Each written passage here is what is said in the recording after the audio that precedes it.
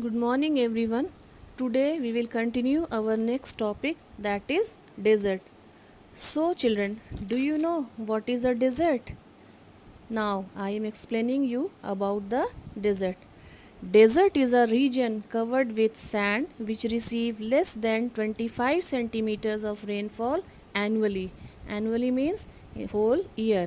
Or in other words, you can say that a desert is a large dry area in which very few plants grow.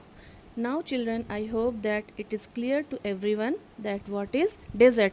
Now let's see what are the activities and occupation in these regions means the life of the people.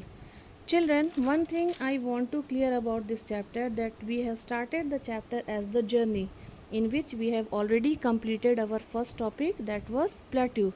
So in this journey we are now on the topic desert, which is the another land feature. So children, do you know in India where is the desert areas are found? It is found in Rajasthan, and the name of the desert in Rajasthan is known as the Thar Desert, which is also known as the Great Indian Desert. Now let's see that the life of the people, how they lived their life. It is very difficult, children, to live here, because in desert areas temperature remains very high throughout the year during the daytime, but nights are cool. Do you know, children, why?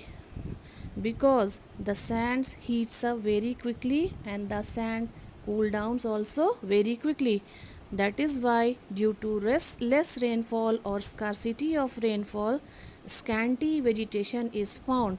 Means very few vegetations are found, and it is difficult to lay roads and railway lines in the desert areas. Dust storms are common, and the temperature during the summer rises up to 50 degrees Celsius. It is because of reasons like this that few people live in the desert. Sandstorms lead to creation of sand dunes. Now what is sand dunes? Sand dunes are the small hills made from the sand. Date palms and cacti are the common desert plants.